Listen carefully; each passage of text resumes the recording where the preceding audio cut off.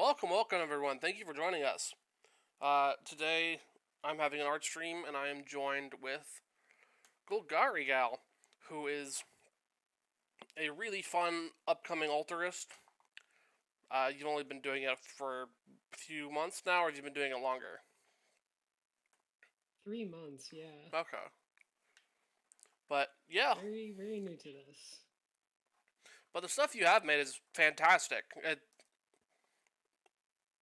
Thank you. I really appreciate that. Gladly. It's I like, yeah. it's definitely a Sorry, unique style.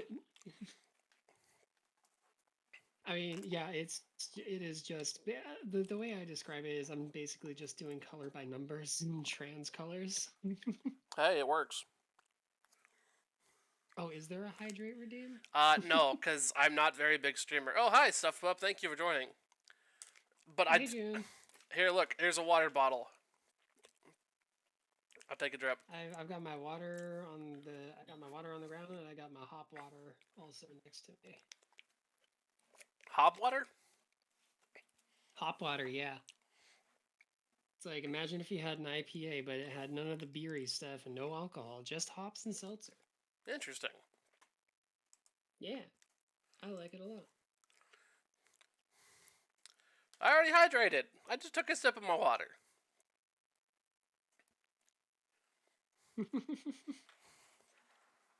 But yeah, introduce yourself. What's your pronouns? What do you do in the magic sphere? How long you've been doing stuff? All that. Yeah.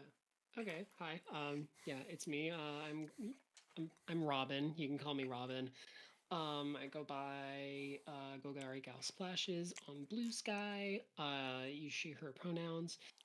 I am a Magic the Gathering card altarist. I've been doing this for like 3 months. It's I'm still learning what I'm doing here. I've been having a whole lot of fun doing it. I've been originally like when Blue Sky first became a thing that I was on. I just started doing like being a guest on commander streams, and then I met or I was put in a Discord server with a whole bunch of people, and then Mab, who I think you know. Yeah, Map's a Um, dear friend. yeah, Mab is great people, and like she kind of like put the bug in my ear to start like altering cards, and I've just kind of been doing more and more of it ever since. Okay. Yeah. I have a few Mab's altars around. Yeah, I saw you got a couple like a few weeks ago, right? Yeah, I have a pacifism that she drew some hearts on, and then I have a bisexual Kark. Hell yeah. That's awesome. Yeah, she showed me like a whole bunch of kiki jikis that she did, and I was like, "Oh Yes, wow, that's really cool. I bet I could do something like she that." has And she done. was like, "Do it. I'll commission you." And I was like, "Wait, what?" And then like she just gave me money to paint a bumble flower for her, and then that's just kind of where it went from there. Hmm. Yeah, she's great. Yeah.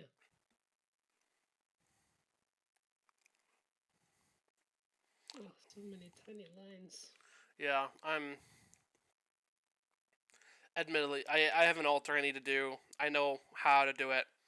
I'm just procrastinating a little bit because it's going to be fairly complicated compared to what I usually do. Yeah, this is one that I don't necessarily like I want to do it for sure. Yeah. It's just more of this one is going to be one that tests me. Hmm. And I feel like every altar that I've been doing lately has been pushing myself more and more. And this one is definitely the most difficult one. Yeah. And I feel like if I just go slow and steady with it, Hmm. I'll be fine. But it's just like, ooh, this is a little stressy. Hmm.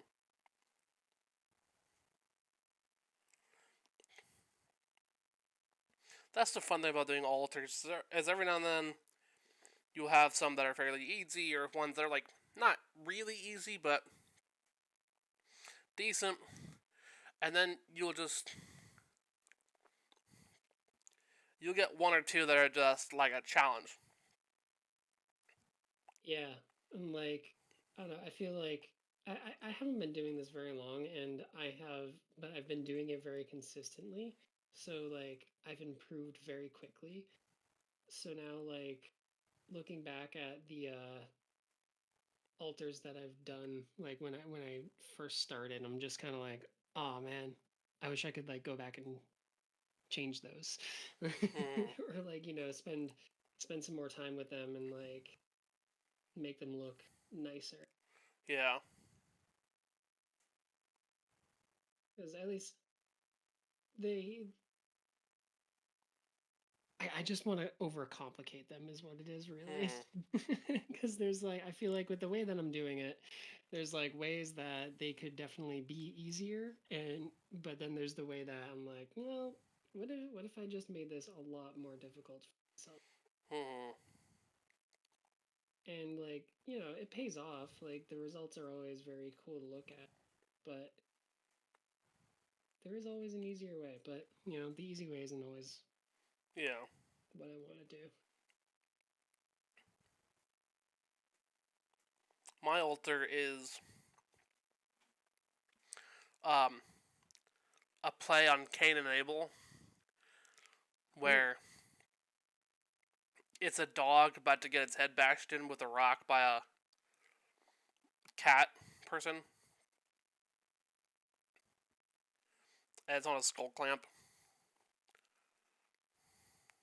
Nice. Hell yeah, that's really cool. I'm trading it for Pokemon White 2. Oh, word. Okay. Hell yeah. I want to like yeah, I want to once I'm done with this round of commissions, I want to just do a bunch of things for me, but then I also want to do like the way that I've been looking at cards lately, like when I go to an LGS, I haven't been like looking at cards for like potential to go in my decks necessarily. Mm-hmm. Is more of like I'm looking at them like how can I make this look cool? Yeah. And like buying them based off of that. And so I just have a full like almost a full like a bundle box full of cards that I've just gotten from my LGS that I'm like, oh yeah, these will look cool. And so I just want to like get a bunch of those and like, either put them up online or just like have them in a trade binder to be like, hey, uh, you know, value this how you will if you want it. We can do a trade Yeah. and see what I can get off of that. Hmm. Hey, it's fun doing alter trades and value trades like that. Yeah. I've done a few of them. I'm slowly trying to get my um, blue braids deck Okay. altered out. Hell yeah. I still have some of the alters that have in it, but the box is in the other room. Nice. Yeah, I would like to have it's highly ambitious. That's like uh the story of the last 3 months for me. It's highly ambitious, but I really wanna I really wanna have an entire deck that's just like all alters that I've done. Mm-hmm. But that's 100 alters. Yeah. Uh, speaking of 100 alters, one of the things like when I'm done with this round of commissions, like I can actually show you. Stuff like when I show up on commander streams, I usually have like one of my most recent alters that I have on me, like my commander, and then also like I show this. Yeah. Um, and so it's like my contact card, but it's painted on a card. I can't tell which way is Oh, there you go. centered, but on the back it is a like this is a Golgari Cluestone. So I got 100 of these, and I want to alter Nice. them all to like hand out as business cards at MagicCon Atlanta. Mm-hmm. So that's going to take a lot of time. Uh, it's highly ambitious, but it'll be really cool. Yeah, that is really cool. Thank you. I want to get And, like my. I've already done like Oh, oh go. sorry.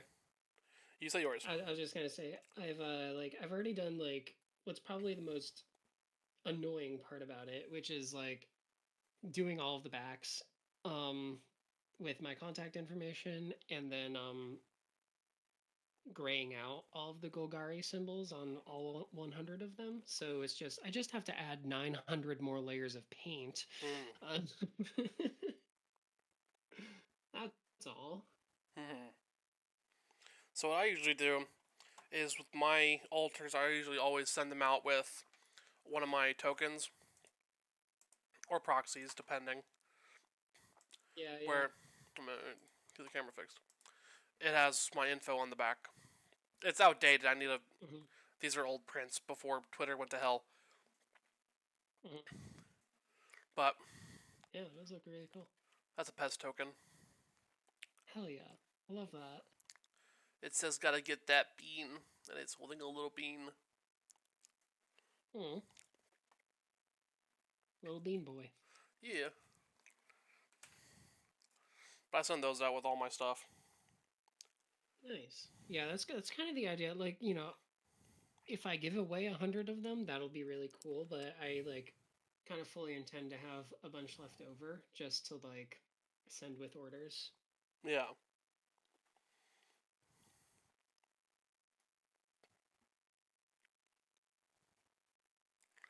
And the other thing is like with how my altars do, like with how like I my philosophy on how I make altars, not other people's altars, but how I make them, is um I make them. I don't usually do licensed property just because I'm not very good at drawing licensed property, Mm. and I usually all my stuff is stylized one way or another, and I also don't sign them. A lot of altarists like have little small ways to sign theirs. Yeah, I got a little guy that I put on mine. Hmm. But I just like my the whole artwork and the whole card to be that sort of display, and Yeah, yeah. I kind of like it so that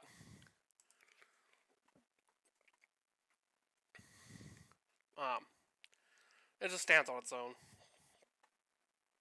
and like the person ideally remembers who made it. Yeah, yeah, I And got since you. all my altars, they don't look the same, but they kind of have the same vibes to them, Yeah, you have a very distinct style. then usually people who see them can recognize them. At least I hope. Yeah. No, I definitely do. Like personally I've not seen any of yours in the wild. I have not been so lucky, but I definitely would be able to pick them out. Yeah.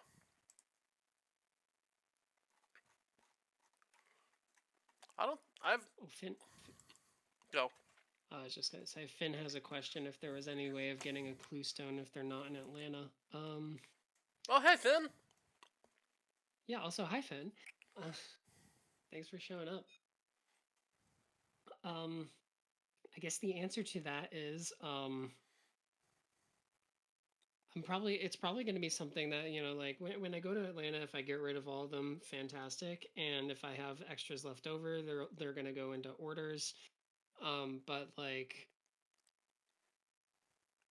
I can also just like you know send them out to people. Uh, I am not above that. They're also like it's not just the clue stones. I have the clue stones, Golgari charms, and the I think I have also signets and the guild gates. Neat. I bought all the cards that have the symbol on it, so I can just alter them.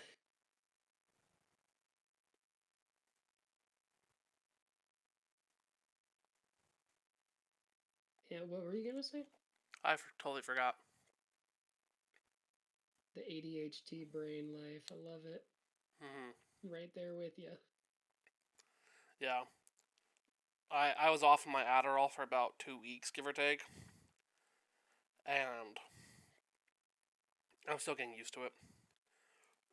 Yeah, I'm going on 5 years now, 4 or 5 years without it. It is rough. It's rough, but at least from my experience, so I was on it from uh 2013 till 2019, give or take. Now, different levels and different iterations, but still general thing. I started in my freshman year of high school. It was great, and I flourished in high school. Um, I took it during college, but I kind of abused it during college. Not like heavily abused it, but when I'm prescribed to take one a day, and then I take three in a day, have a monster, and do a bunch of stuff, and then totally crash out. Yeah, yeah.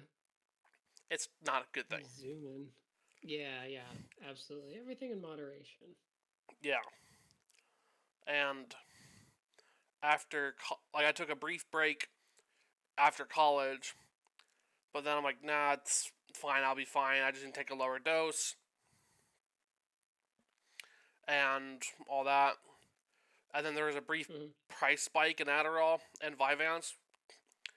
Oh, yeah. It's an expensive med, but in Ohio at least, in like 2018, 2019, it went from like 100 to 200 per dose if your insurance doesn't cover it, which mine did for a while. Yeah, that is a lot.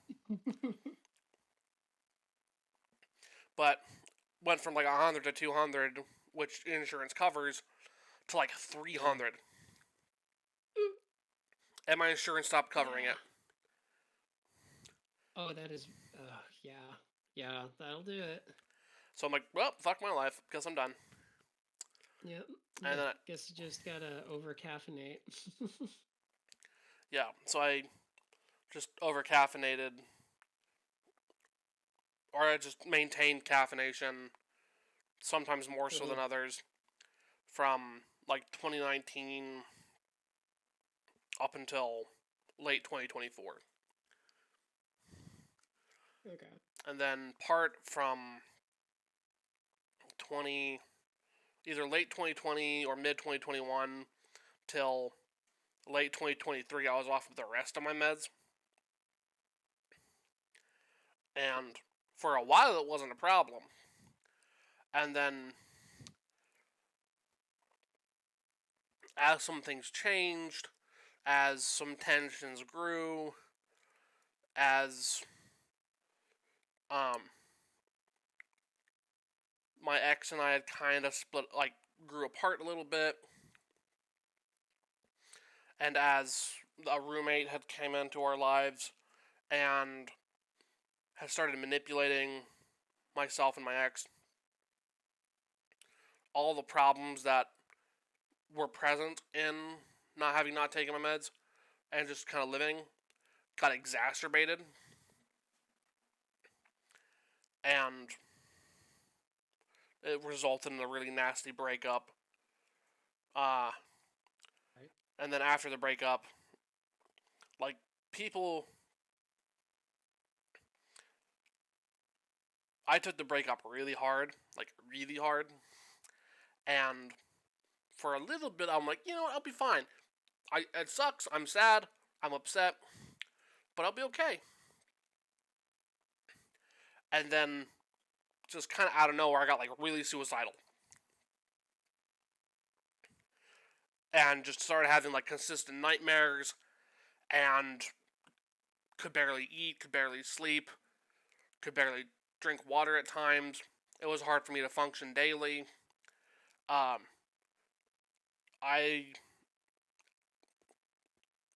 I've been diagnosed with a lot of mental illnesses, but some have been dropped, some have been changed, some have been disregarded, and it just whatever. Um, so occasionally, like, I'll hear or see things that aren't there, and that was getting way worse. And so I more or less just I was trying to get back on my meds when I was with my ex, but my psychiatrist wouldn't like respond sometimes, or like, oh, we'll call you back. Like I felt like they didn't take me seriously. And then I called them. I started trying to call them back at like March or April 2023. The breakup happens in mid July or late June, mid July. I'm fine, more or less. Some days better than others, until like early August, mid August. Then all hell breaks loose, and I call my psychiatrist after a few days, just saying like, if I don't get back on my meds, I'm gonna off myself. I probably wouldn't have, but when you say that to a psychiatrist, they tend to take you seriously.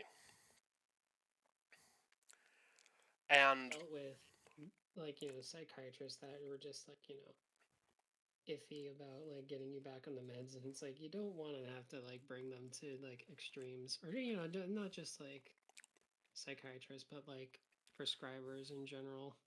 yeah, Like I've had to like lie about the situations for like getting like like changing my HRT dose and stuff just to like get doctors to listen to me. mm-hmm. But my psychiatrist took me seriously, and I got back on my mood stabilizer. I got put onto an antipsychotic, which is nice. Um, and then he's like, well, just because things have been rocky, I'm not going to put you back on your Adderall just yet. I'm like, fine, whatever. I've been off of it for 3, 4 years now. And Yeah. it's not great, it's not easy, but like, you kind of stabilize after a little bit. Right. Yeah. You, It definitely like I kind of understand because that definitely is like a shock to the system. yeah. If you're on Adderall and then you stop taking Adderall, the first That is rough. the first few days are fine. They're annoying, but they're fine. You just like, well, I wish I had some more caffeine, so you just have some more caffeine. It's like the third or fourth Yeah. day off of it that you feel like hell. Yeah. It is awful. And I forgot how awful it was until like a week ago. And Shit's rough. oh my god, it was terrible. And it was and like my hospital network had a cyber attack which knocked out all of their systems for the 2 weeks. That's that's why I was off the meds. Oh my god. That's awful. So there was no way for me to call anybody to fix it. Jeez. I couldn't call my physician and have them prescribe it to me because they couldn't access the files or the fact that I could be on it because the network was down. Good lord. Because it's a controlled substance and they can't just be like, oh, yeah, here you go. Right, right. So, but once you get back on Adderall after you're off of it, it's either great or it's so weird. Push you into a quick manic phase, Yeah. I picked up the meds Wednesday. Went to bed normally. Then woke up Thursday. Had to get ready for work. Took the Adderall at 8:30. Had a 300 milligram energy drink. Not unusual. Usually I have 200, but 100 isn't a difference if you're relatively active and you're drinking water. Yeah, yeah. It is a difference. It does matter. But, like, it's not major. Right. It's not going to offset your body chemistry too much. Yeah. So, go to work.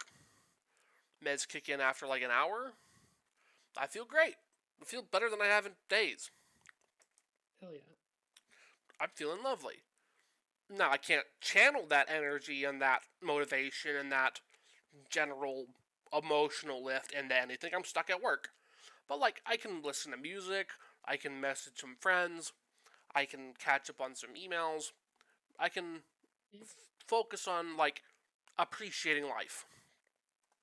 Hell yeah. Which I like doing. It's a good thing to do. Right. And yeah, it sucks when hospitals get just completely screwed over, stuff pup. But Thursday, like I was saying, I go to work, feel great. I come home, I'm able to apply to a job, fill out like an art form for a potential like graphic design position, get some water, chill out, watch some YouTube. And then my mom will take her and I to Culver's, which if you've had Culver's, is fantastic. I've not been so lucky. I'm on the East Coast, and I mean, I used to tour in bands a lot, but I was never lucky enough to go to one of those. It's very much a Midwest thing. Mm-hmm. But like, Yeah. East Coast is California or other side? Other side. Okay. That's the West Coast, yeah. I can't think of a Culver's equivalent on the East Coast. I don't think we really do have one of those. The Culver's equivalent on the West Coast is In-N-Out. Okay. I've had In-N-Out. I really don't think that we have any sort of like analog to that. Yeah. I mean, we could, and I just don't know about it. Like, I've been a vegetarian for Well, 6 or 7 years now. yeah. They said Culver's is like Steak and Shake was good. Yeah, that's a good way of putting it. But they don't have any vegetarian options, so I wouldn't recommend them then. Hmm. But I enjoy it. And Hell yeah. um, I've heard the shakes are really good. the steaks are really good. Their cheese curds are fantastic, but I know cheese is kind of sometimes shaky when it comes to vegetarians. I am not a vegan. I am a vegetarian, so like I I just don't eat the meat. Well, yeah. Um, the cheese curds are worth getting then. Uh, Hell but yeah. then I had therapy, and therapy went great. Nice. No, I hadn't seen my therapist It in a is while, really good. so it was good to see her. It was good to have a good session, and I had been dealing with not a not hard emotions. When I say hard emotions, I don't mean like grief. I don't mean infatuation. I don't mean stuff like that. But I kind of do. Not hard grief, but like soft grief. Yeah, yeah, I got you. Um, I had reconnected with my ex. I had passed few months, and we had come to an understanding. We had talked. We had become friends again. I got the closure I needed from the breakup. I gotta say the things I wanted to say. I gotta have. I gotta recover that relationship and then get a slight revenge on the person that caused it all to happen. Which was great. But my ex was only going to be here for so long because she got screwed over by the roommate. So she needed to move back in with her parents 3-4 hours away. So in the months we had reconnected, I was slowly helping her pack up, get situated. She had a bucket list of things she wanted to do, so I helped her do that bucket list. And what I was planning our last night to be was Friday, like Friday before a week ago, whatever. And we got dinner. We went to go see a drive-in movie. 2 drive-in movies. We smoked weed in the car, and then we got snacks once we were done. It was great. That's what I was planning the last time I would see her again. You know, endings on a good note. I got everything I ever wanted from that. Could have been better, could have been worse, but whatever. But then the Wednesday that I picked up my Adderall, earlier in the day, I had helped my ex. She said, "Hey, I'm sorry. Can you just help me with some stuff?" And it was a lot, not somber per se, but effective of an ending, because it was less a sort of planned dramatic ending and more of a, I guess this is how it ends. And it was satisfying. Just sad. Yeah, you got some closure in there. Yeah. I got to cuddle with her cat for a good bit. Hell yeah. One thing that cat and I had special was I would pet him and I would listen to music, and I would just do that. Nice. So I was helping my ex with some computer stuff. I just put on some music on my phone and lay down on a bed with the cat and just pet him for 40, 50 minutes and had a great little cuddle session with him. Hell yeah. And then on the way home from helping out with my ex and her taking me home before I had to go do stuff Wednesday night, I was reminded of a poem I had wrote 2 years prior, give or take, about how the relationship had ended, or I thought how the relationship had ended, and how I would want it to end differently. And that itself was an epilogue to another poem I wrote. Like, they're all in the same little, they're written in the same style. But I wrote an epilogue to the epilogue whilst I was on the way home from helping my ex. Just as a way to kind of write down how I was feeling and try to process that. But I didn't get to, like, really process it until, like, therapy on Thursday. And it was a good session. Then I got out of therapy and I helped my great aunt with some tech stuff and helped her clean up her house, and I enjoy helping my relatives when they need help. And then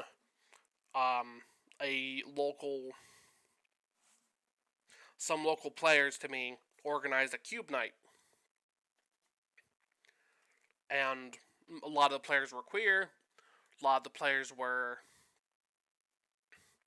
more masculine queers, which a little bit uncommon. Like, gay people are not uncommon, whatever. But like masculine non-binary people are just a bit uncommon, and bisexual guys who are out and bisexual and like not kind of pressured one way or the other and like very firm in where they are uncommon. And masculine gender non-conforming people are uncommon. And I am gender non-conforming but relatively masculine and firmly bisexual. So being in this cube group where I'm using this term not to misgender, but I'm using this term in the sense of how it sounds. It was just guys being dudes. And I felt like I belonged. Yeah, nice. And that emotional high of feeling like you're in the right place at the right time, doing the right thing, that moment of sheer, like, this is where I'm supposed to be. That spiritual satisfaction caused my Adderall to kick in again, which is not, it's rare when that happens, but it happens. And I had a great evening and went home, gushed about having a great evening, worked on my cube a little bit, tried going to bed, took my night meds, and couldn't sleep. So I laid in bed for a bit, watched YouTube, then worked on my cube a little bit more, and went to work in the morning.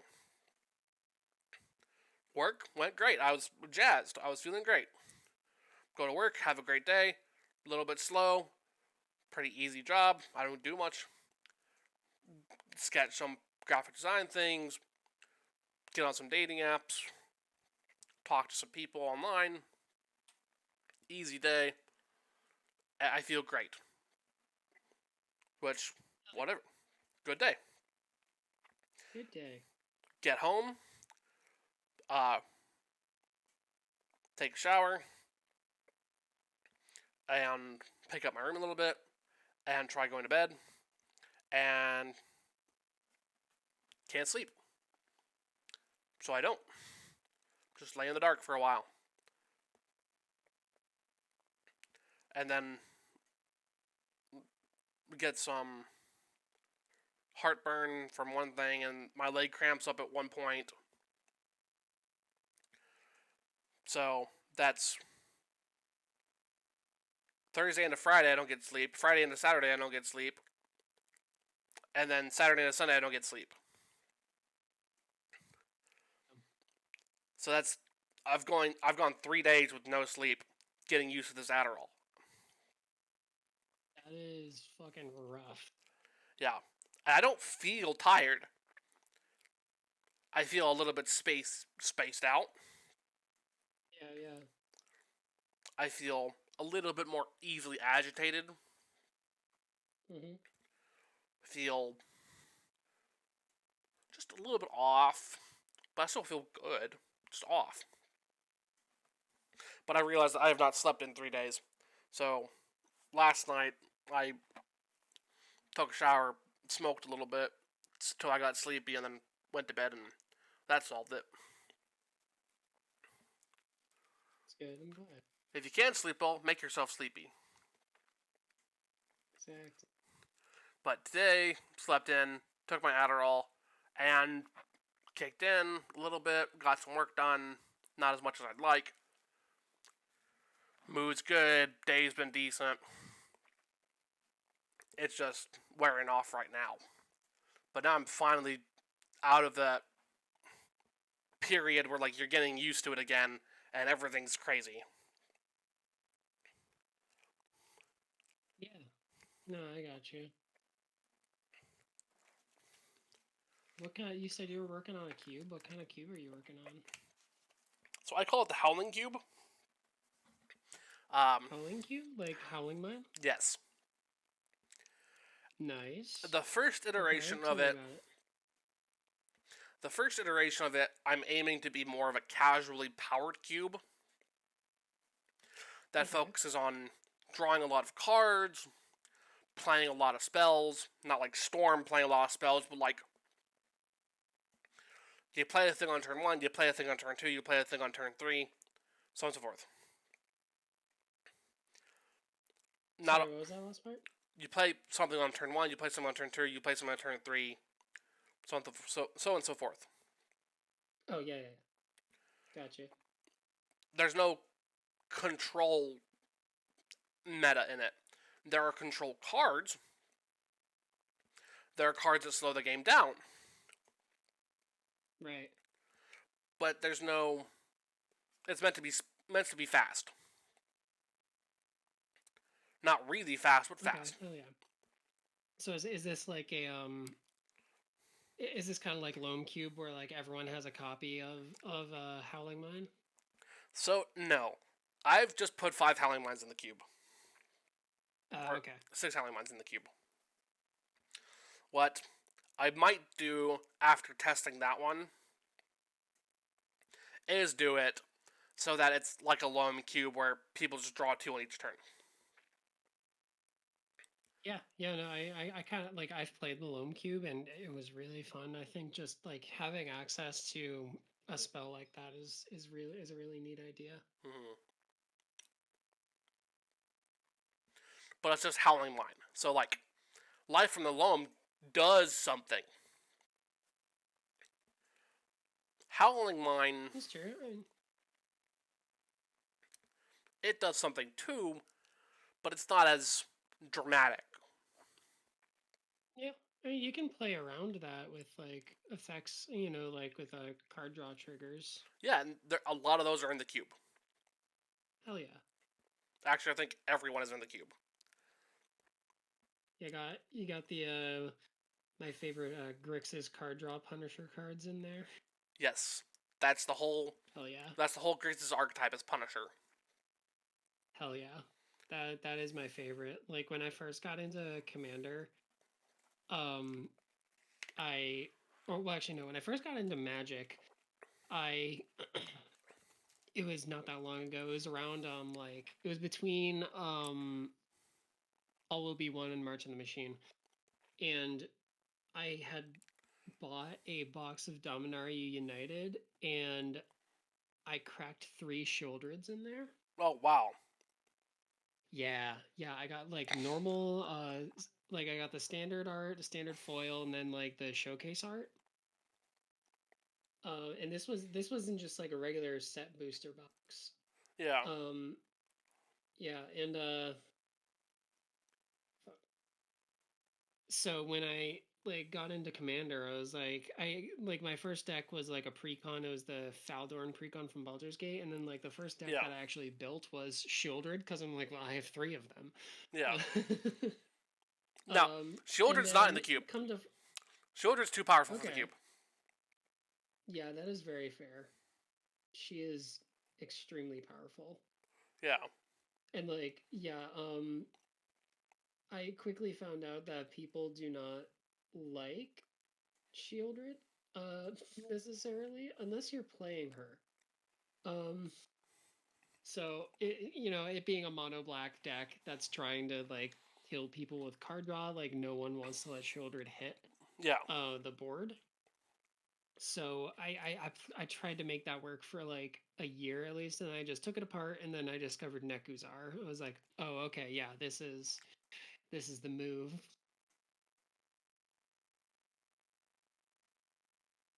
Yeah. And now I have a very fun Grixis Punisher deck. I have a Jund Punisher deck. Oh, okay. What is it? It's Winter Misanthropic Guide. Oh, yeah. Okay, nice. Hell yeah. It's a fun deck. I enjoy playing it. That's like, oh yeah, that is very punishing. That's like, because it's like does it reduce max hand size or it's just forced discard, right? It changes your hand size to 7. That matters. And not my hand, it's my opponent's hand. So it makes my opponent's hand size 7, and then it reduces it by the number of cards in graveyard, number of card types in graveyard, if Delirium is met. Right. Okay. Now, because it's a very interesting mechanic. Now, because it sets it to 7, if you play Reliquary Tower, and then I play Winter and trigger Winter, Reliquary Tower is useless. Yeah. Because I have now set your hand size to 7, and then reduced it. It's not a flat reduction, it's a set then reduction. That is very punishing. But it's not hardcore, it's kind of... That's my bracket 3, bracket 4 deck. Yeah, that is that is a brutal card to play against. I've been lucky to never have to play against that Winter before. Mm-hmm. It's really not that bad, it's just annoying. Yeah, I mean, I like when my games challenge me. I don't necessarily like, you know, when someone comes in with like I guess where I'm coming from is before I started doing a lot of games on stream where like people are kind of playing decks because they're like more fun and you want to like put on a show. Like I was going to Yeah. my LGS and it was dealing with just a lot of punishers. Hmm.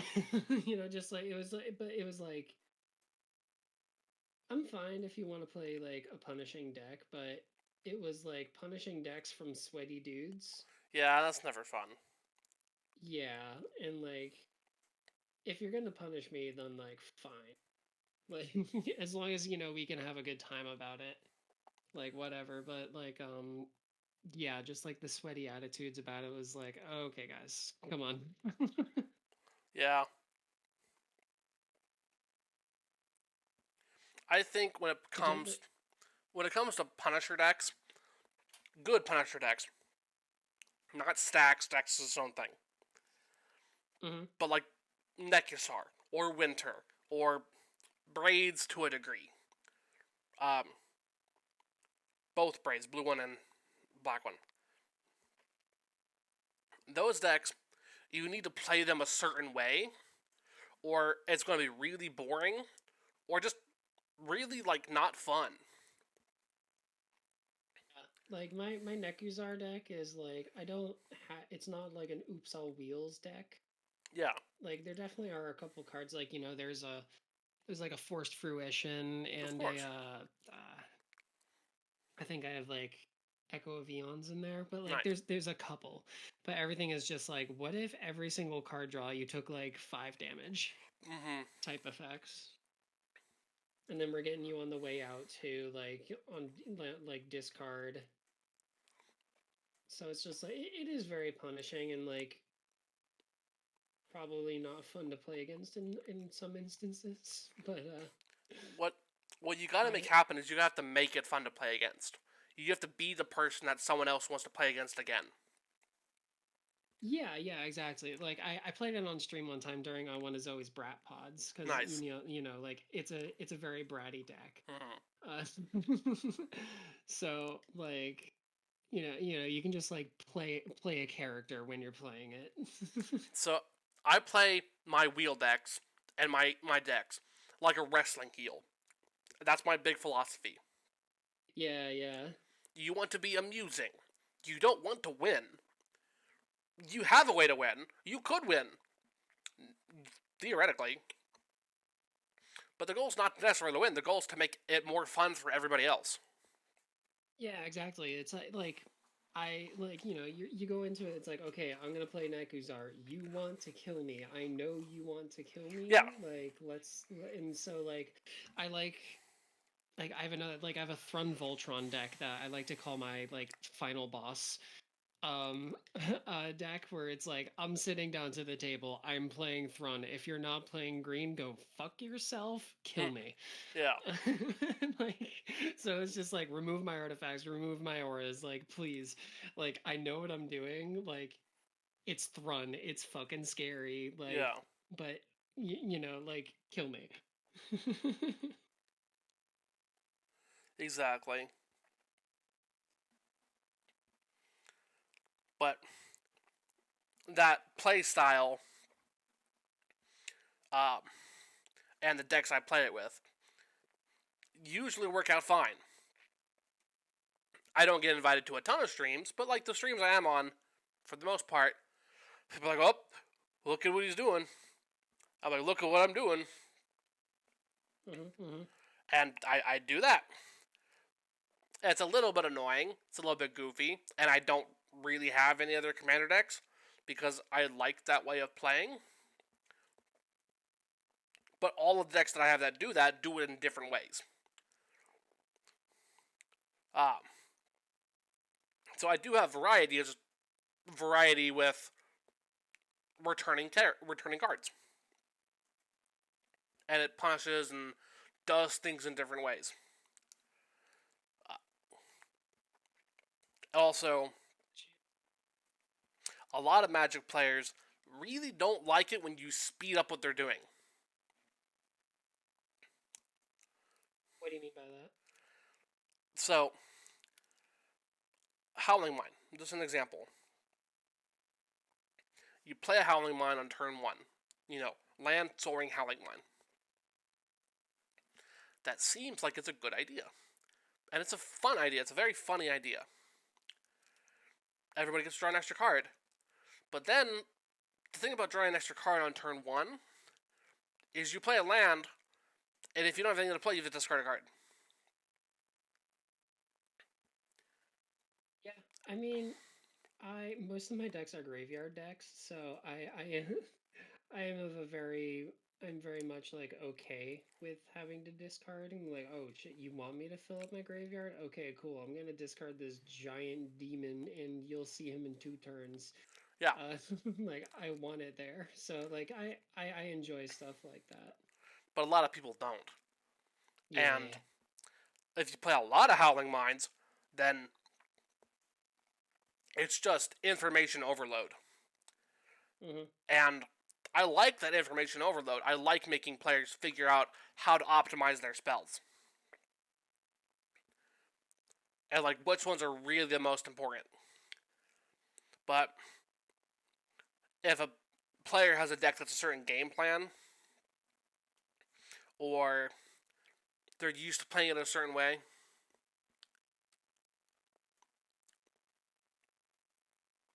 now that's the thing. Group Hug is...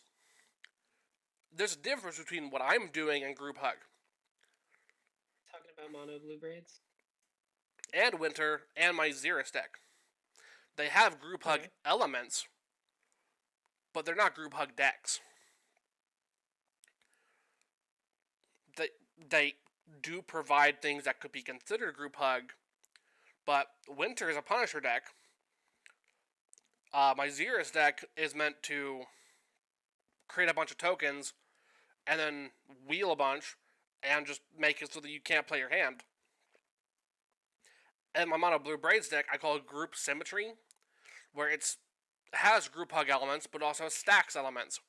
And every card, for the most part, is symmetrical. So players have to play through those symmetry. Okay. It's not a stacks deck. It's not a Group Hug deck. I tell you what it is. That's what it does. Sometimes it's more of one than the other. Sometimes I just don't draw the thing to make the deck work. But it's not a Group Hug deck. Actual Group Hug decks are also annoying.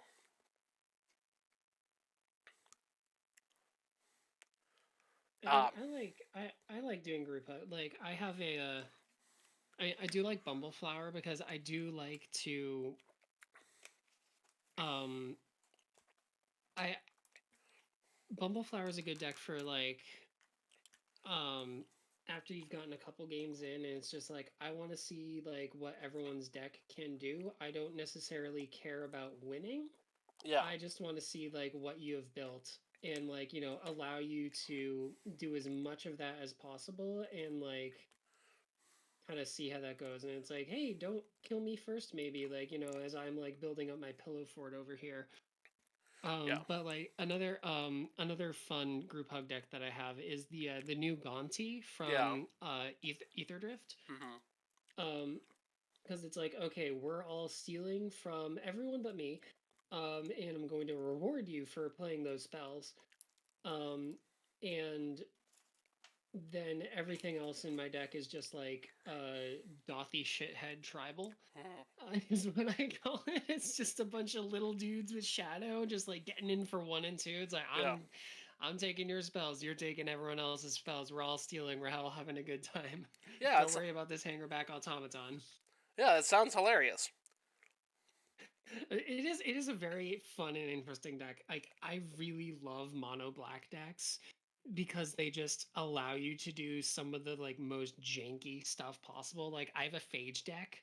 Oh boy. And I love her so much. Like I don't run tutors in it because I want to just play weird spells and set up a Rube Goldberg machine to just play my commander. Like I just love the concept of that so much. Mm-hmm. That is fun. That does sound fun. But like, yeah, and like Stuff Pup kind of does says, kill people. like Stuff Pup is saying in the chat, I like leading. I like having there be decision paralysis.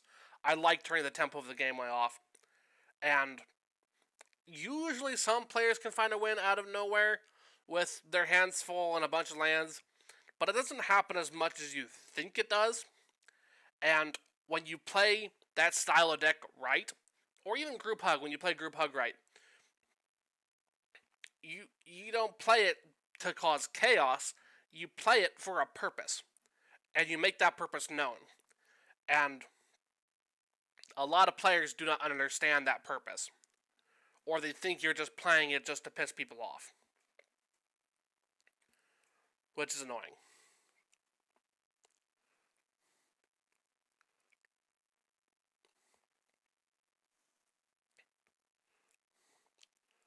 But alas, that's what I play. Yeah, no, I got you.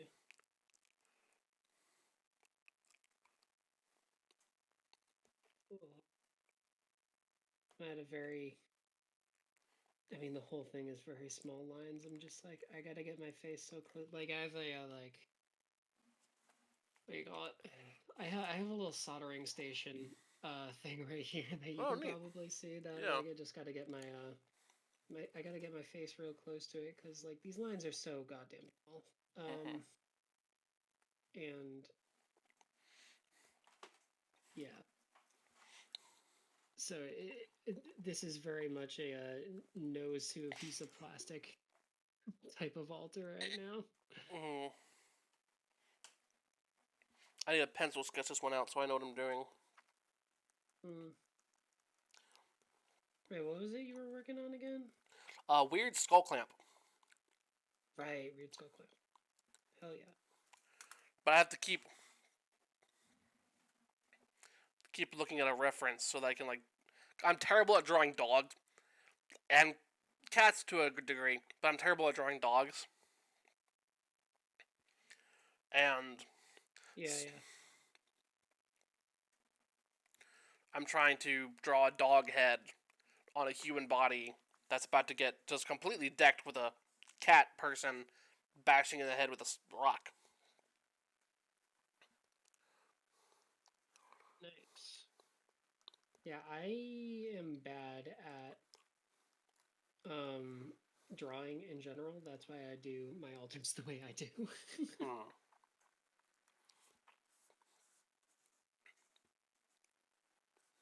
Yes, June, I know you love Group Hug.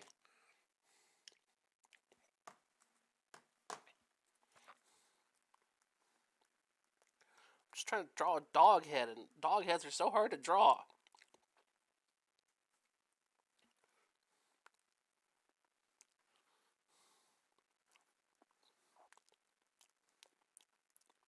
Also have like I have an iPad next to me with my reference on it that I'm just like I have my phone. back to. See, it's right there. Yeah. Is it more graphic or less graphic if I have the dog stick its tongue out? Like, it's not going to be blood or anything. I'm not drawing animal murder. I'm drawing like a Cain and Abel meme. Yeah. There's an implication of animal murder. I think the tongue out could be evocative.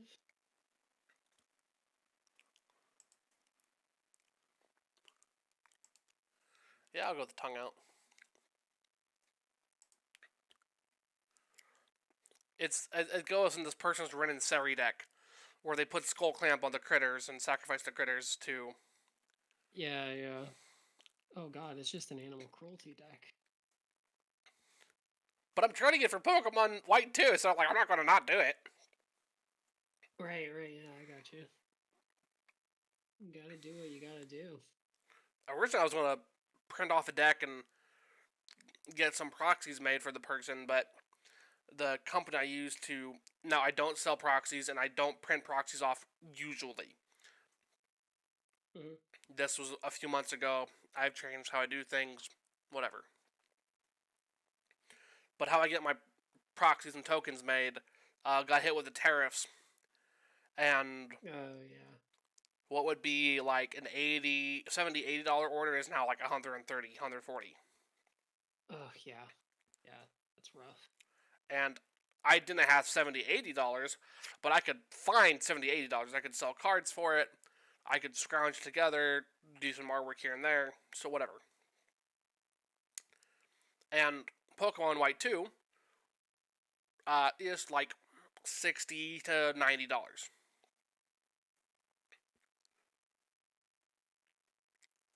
So, pretty fair trade.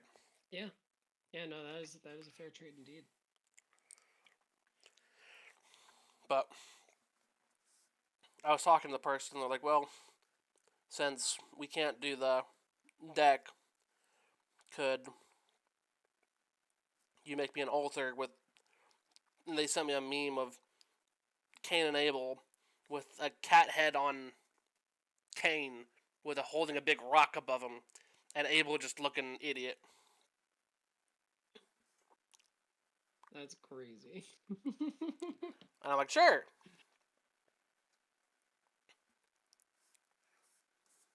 Whatever gets you the Pokemon, right? Yeah, I already have the game. Hell yeah.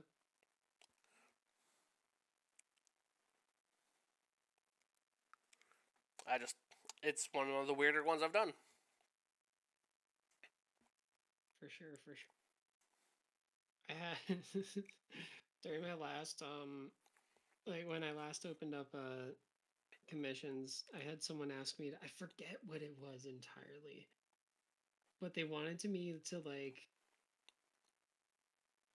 oh yeah, they wanted me to do like a blue elemental blast, but make it like a Mountain Dew elemental blast and like put the Baja Blast logo on it. I was like, do you not know what we do here? Yeah. Do you not see my altars?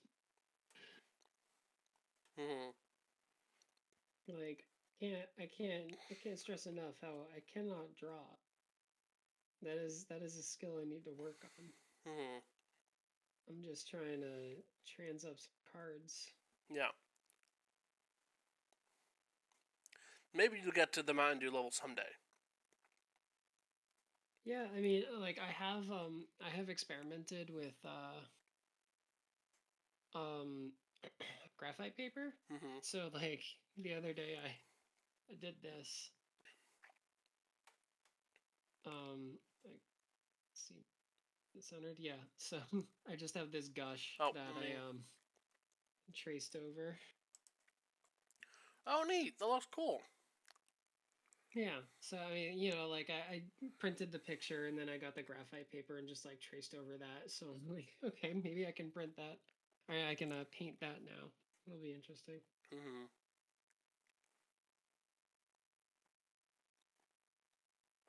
Yeah. Oh, hold on. Someone's knocking on my.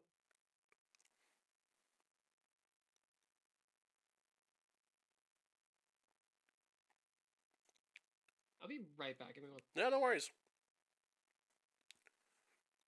So how are you doing, Chad? How's your day been? What have you been up to?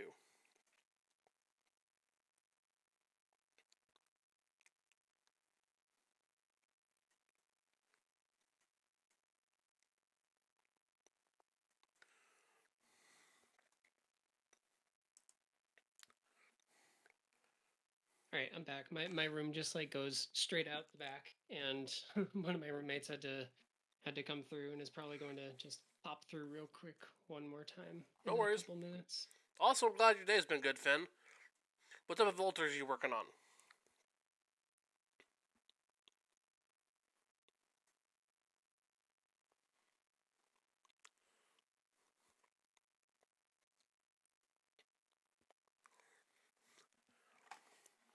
So there's the dog. I'm gonna draw the cat here. With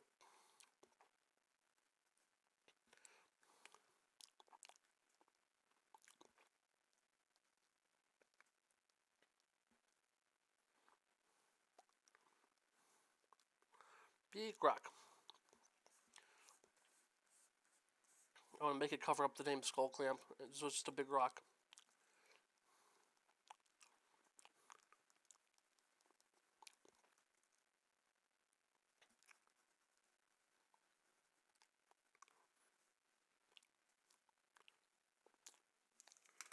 I decided to give a better judgment to alter an entire pauper deck. What? What pauper deck are you altering?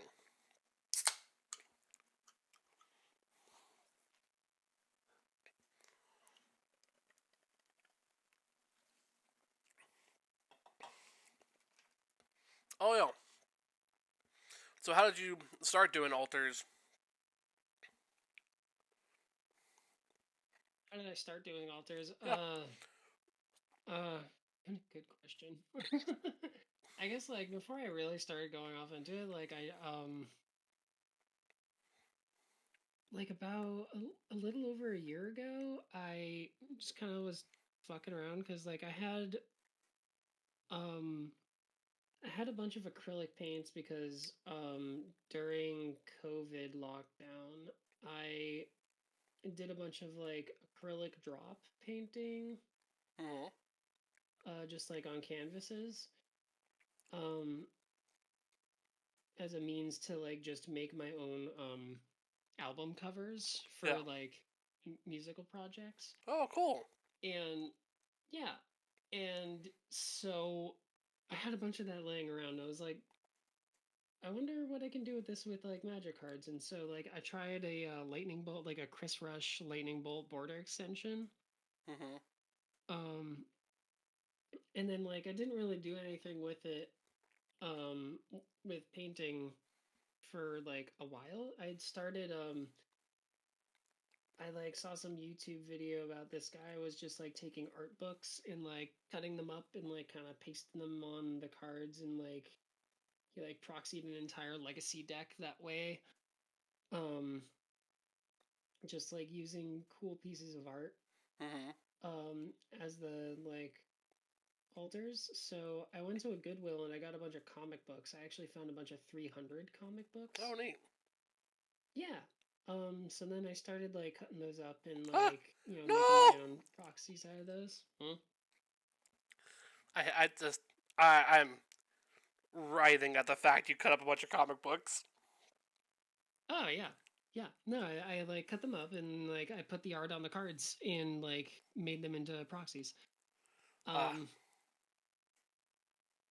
and I did that for a while, and then again like it was just like kind of something I was doing as a hobby, and then like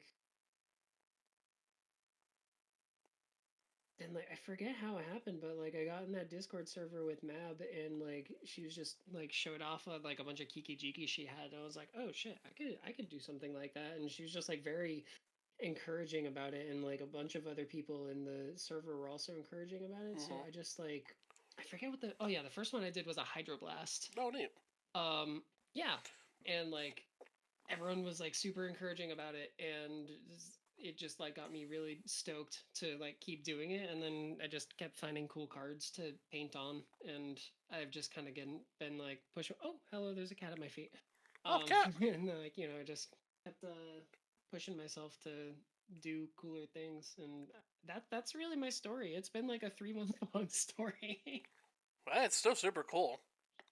I straight up don't know what I'm doing.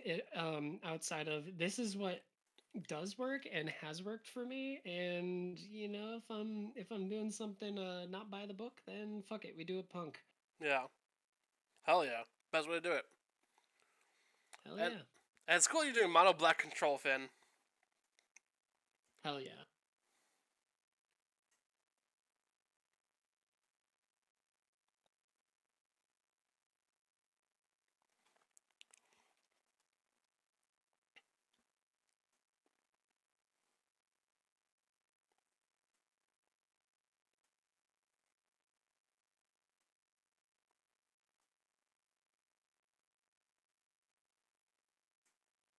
Yeah, I talk a lot to people about how like I find it so funny that like I am a musician. I've been a musician Yeah. for my entire life, and like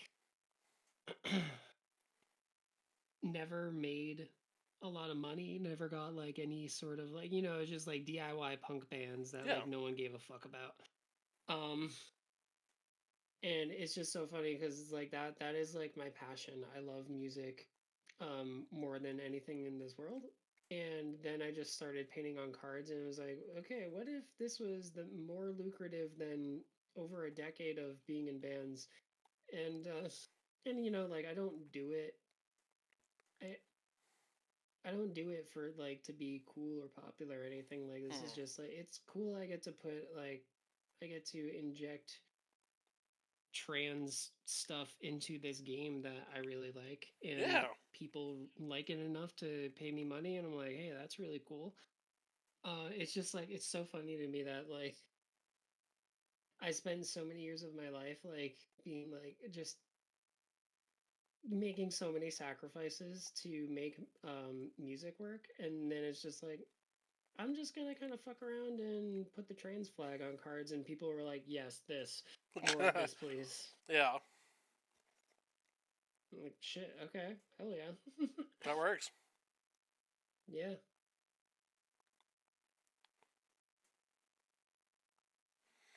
So what type of music did you play? Oh, you DY Punk, you're right, you said it. Yeah, it was like a bunch of punk and metalcore stuff like that. Like I'm really into like Converge and Every Time I Die. Hmm. So just like very riffy, heavy stuff. Does the cat want to? Oh, you want to come in my lap? Okay, I'm not sure how that's going to work, but we can try to make that work, Moon. Um, here, see if you're gonna behave. All right, I have a cat in my lap Hell yeah. now. Very fitting as I am doing this altar of an ocelot pride. Hmm.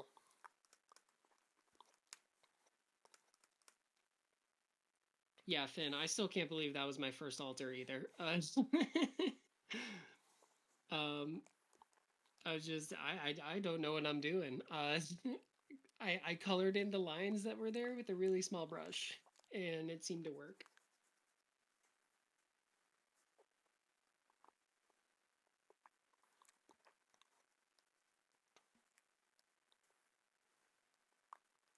You know, having a cat wriggle around in your lap when you're trying to paint only makes it slightly more difficult. Just a little bit. When I had a cat, Just okay. All right, she's ejected herself. You want to go? Okay. She is gone now. so when I lived with my ex, we had a cat, and it was her cat to begin with, and I'm slightly allergic to cats, but I made it work with him, the cat. Mm-hmm. I love that cat. The cat went dearly. I already mentioned it earlier. But Mm-hmm. every now and then when I was playing webcam games with people, I was working on my desk, and the cat would want to get on my lap and like lean. Yeah. So he'd want to not get on the table. He didn't like getting on the table. I put him on the table, he would scream at me. But like, Mm-hmm. I'm putting my camera here, he would want to put his paws like this. Yep. Yep. Just let me be right up in your business. Mm-hmm. He's a great cat, very good cat. I love that cat. Oh yeah.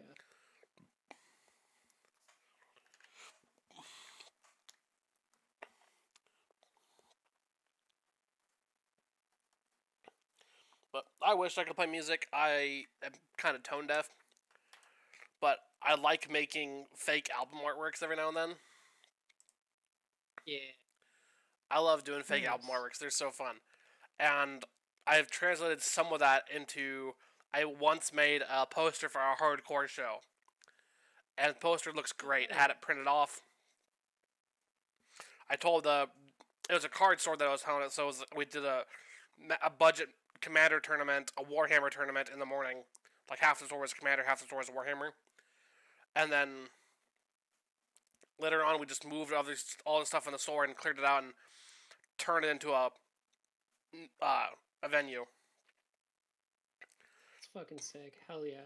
But I made the poster for it, and one of the posters was okay, but one of the posters was badass. I love that poster, and I told the store, hey, if you'd ever do this again, let me know. I'll make the poster for free. And I told some of the bands, hey, if you need people to make you posters, let me know. Hell yeah. None of them have reached out to me. And then the store has done a few more shows, and their posters have been complete ass. Damn. Like, That fucking bites. Ugh. some of them have been okay, but the problem with a lot of like punk and metalcore posters is you can't fucking read them. Yeah. I get you're going for an aesthetic, you're going for a style, but you need to read when it's playing. You need to read the bands. For sure, for sure. We can't be using illegible typefaces here. Yeah. And like, if it's a little illegible, that's fine. But like, all of the local punk shows around here, sometimes their posters are like pretty good. Sometimes their posters are like dog shit. Yeah. And like, you can't. Oh, when I was playing. You can't tell them it's dog shit because they're like, all right, are you going to do better? I would do better, but no one's paying me to. Right. Yeah, when I was playing in bands, like I really liked doing like just taking like live photos from like bands that were like on the show and like doing the whole like kind of like scrapbooking it, like just laying on photos of like all the live stuff and then like getting the logos underneath there and then like handwriting all the details on it, but like, you know, I had good handwriting. Yeah. So, you know, I made sure it was like it looked like cool but legible. Yeah. I'll DM you the music poster I made. You can look at that quickly. Hell yeah.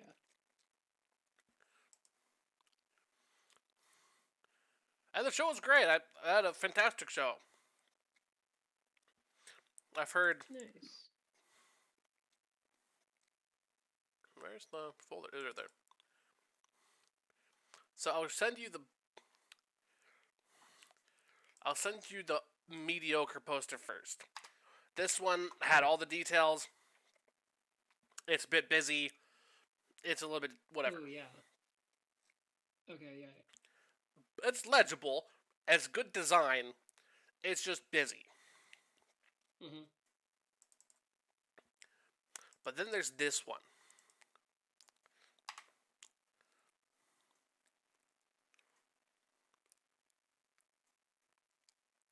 Ooh, yeah. Yeah, that's nice. That's a good one. Yeah, with the fucking the jesters on the side. That's really cool. I really like the band on the bottom. That's a really cool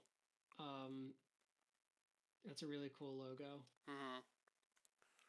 Now the band at the top, Goro, has since changed their logo, and their new logo is way better. Yeah, that one's like that one is like on the verge of like illegible. Yeah. But it's like just illegible enough. But Goro has since changed their logo, and their new logo is great. Nice. I'll send you the. Go. I was just gonna say I'm sad that I don't recognize any of these bands because like I have like done DIY tours across the country, so I was like, oh, I wonder if I know any of them, but no, I don't think I've actually played in Ohio. Yeah. I know I've definitely driven through. I've done laundry in Cincinnati. Okay.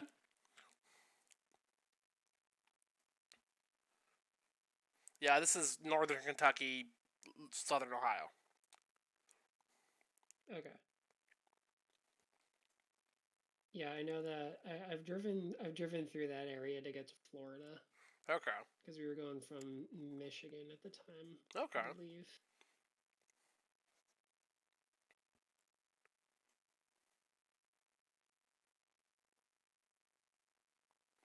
Yeah. I like Ohio. It's not perfect, but that's okay. Yeah. It gets a lot of shit online. Mm-hmm. As a meme. Yeah. But I don't mind it.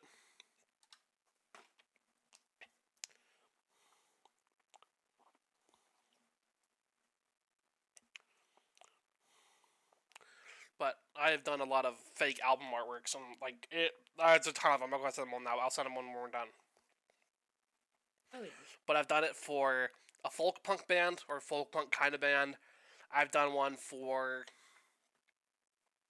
hardcore punk band. I've done one for a pop punk band, like a Midwest pop punk band. I've done one for a sludge metal band, or sludge/doom metal.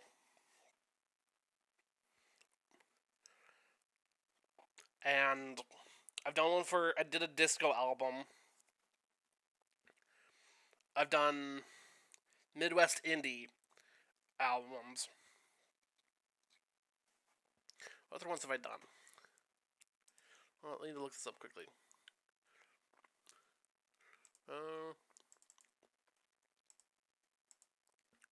me find them. Are they in this folder?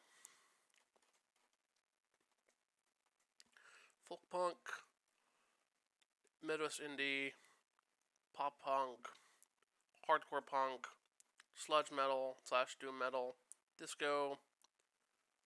Another Midwest indie one, just because like it's the same vibe.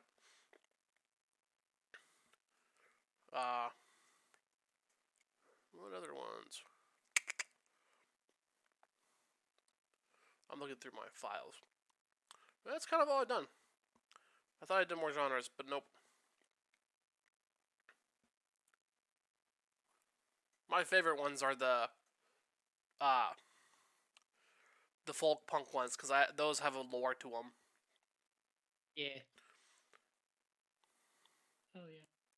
I need to publicly release the final one, because I made it, but I never released it. There are 11 albums in the folk punk series. Oh wow. Wow. That's impressive. Actually, I think there's more. There's Cat Funk Jazz 1. What's the other one? Because I Gotta Go Now, Sorry, which is the second album. Then Cat Funk Jazz 2. Then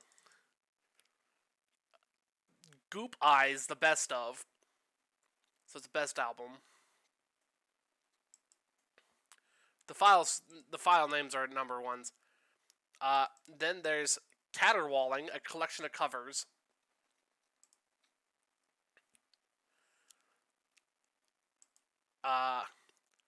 Then there's Mr. Man. Then there's Scrunge. Then there's Being Alive. And like, I'll send you all of these, but like, I'm telling you them without any context now, just so that when you see them, you have a picture in your mind, and the picture is completely different. Then there's Bathtub. Then Miss You, Be Good, and Closure. Those are all the albums in the folk punk series.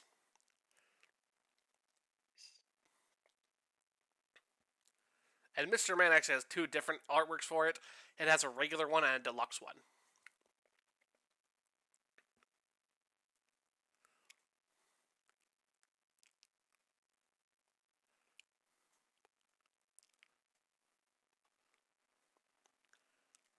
It was a very fun project. Nice.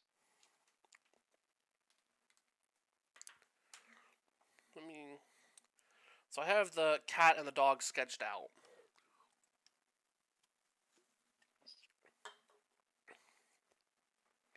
I need to figure out how I'm going to paint them. How's your altar coming along? It's going well. I've almost got the first layer of all the colors down. Nice.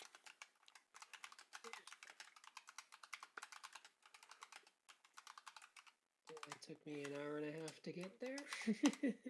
Have you been live an hour and a half? Oh, almost. Yeah, almost, yeah. So what are some tips you have for artwork? Oh, I am. Just fucking do it. Get some stuff down at Michael's that's cheap as hell and just do it. I'm in no place to be giving tips. Just fucking, like, you know, like I said, I've been doing this for 3 months. I don't know what I'm doing. Just, like, do it, suck at it, figure out what you did wrong, and then do it differently. Google is a resource. Talk to people that are more experienced than me. Hey, just do it. It's a good tip.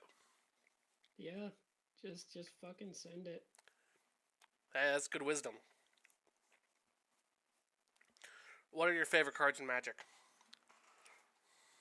Oh, that's a difficult. Was That's it a difficult What's one. more difficult, giving you a substantive tip or telling me your favorite Magic card? Favorite Magic card for sure. I mean, like, okay, there's a couple different answers to that because my favorite pieces of art are Fertile Ground and the Nilsham Basic Mountain. Uh-huh.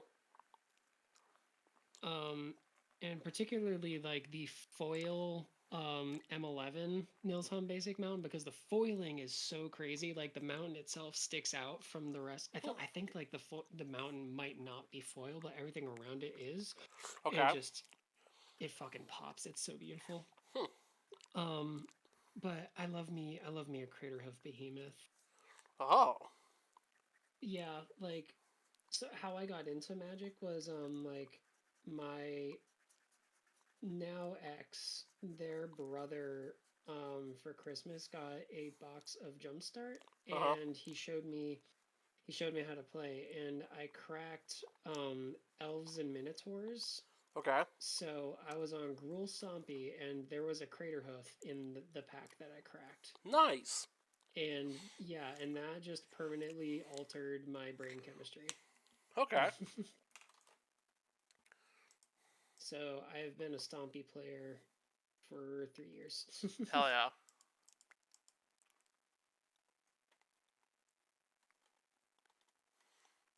I don't like playing Gruul Stompy. Oh, I love it so much. Just give me all the lands, give me all the big fuck off creatures, and just let me take your life total down.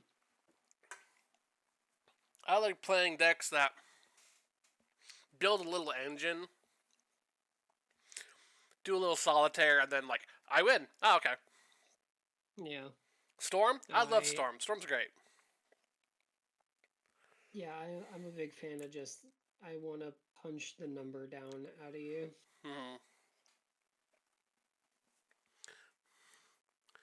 Uh, I like Hollow One's a fun deck. I like playing. That's a punch numbers out of you, but like there's a bit of a little solitaire to it. Uh, I like playing Black Red Madness and Popper, but that's kind of Okay, okay. that's a fun little burn token, burn critter deck. Yeah, I got you. Then I've been playing it in Pioneer on Arena, but like it was doing really well, and then now it's just doing dog shit. Boros Tempo. Okay. That's a list of my own design. Or Rose tempo. Interesting. my and a friend's design. Nice. Hell yeah. And like it was doing really well. I did like a Pioneer challenge, and I got 5 wins in a row without losing. But you have to win 7 to get the grand prize. Okay. And then like I paid for buying, so I was able to play a few times. Highest I got was 5, but like the average I got was like 2 or 3. But I went from like 30,000 coins to 20,000. That was my like gambling limit. Like I want to do this until I hit 20,000. Once I hit 20,000, I'm done. Gotcha. And I played a few games. The first few I played, I got to like 2 or 3, made most of my points back. Then I got to 5, felt great. I'm like, oh, I can really do this. And then I played, got like to 2 or 3 a few times. Then I got to 1, then 2, then 1, and I ran out of points. Like I had my gambling limit. I stopped. I'm like, well, I did pretty decent for the Pioneer Challenge. Not great, but decent. I'll take it to the ladder. No, I've done dog shit. It's done terrible. I've tried changing my sideboard. I've tried tinkering with my main board. It's just done terrible.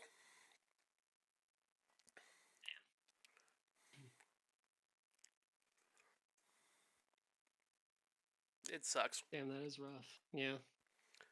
I don't know what to do. I don't know. I don't know anything about Arena. That is not my. That is not really my jam. I've been playing it for so long that like I don't mind playing it. Like I play it at work. Okay. I don't really play it at home. I don't sit on the toilet and play it. I don't play it in my bedroom. It's almost exclusively like I am bored at work. I'm playing Arena. Mm-hmm.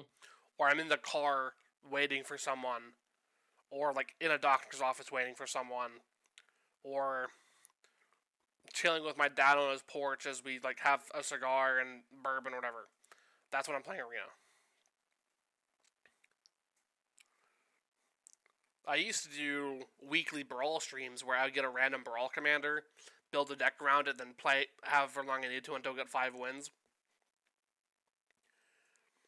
And I enjoyed doing that, but it was just really like it took a lot of time to do it, and nobody seemed interested in it. Like I had a lot of fun doing it for a while, making them, posting them to YouTube, and then I had a few episodes that just didn't work because my other OBS was not processing right, and I just lost a few episodes. So it was demoralizing losing them. Yeah, that's fair. And then when I just Also, yes, June. yeah, math is for blockers. See, that's what people say. But then every instance has been like, okay, what are you actually sending at me? Because you got all these dice on your cards and all these floating +1s, and it's like, no, what's actually, you do the math. But math is hard. Yeah, well, these are the things that I signed up for when I put a hardened scales in my deck. Nice. But hardened scales is just +1. Counter +1. It's just one more, except then you have a bunch of other effects on it. Oh. And then you gotta do hoof math. Oh no, not hoof math. Hoof math. Yeah.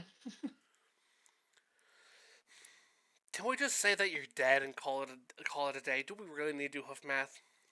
Exactly. That's the best part about hoof math is like you got enough creatures and like yeah, I think I do. And they all got trample. I think they do.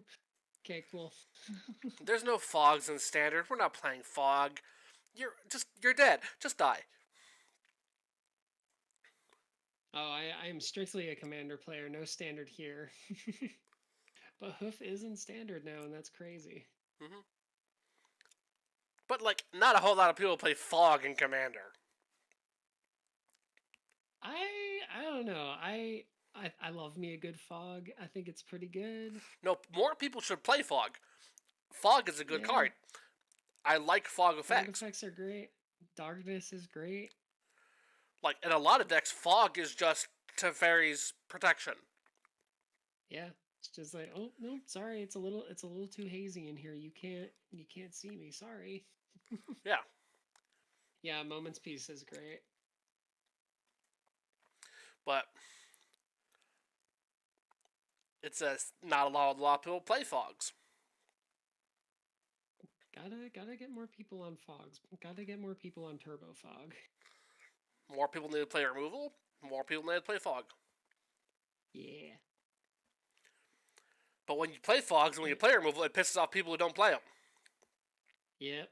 But like, hey, you gotta do it.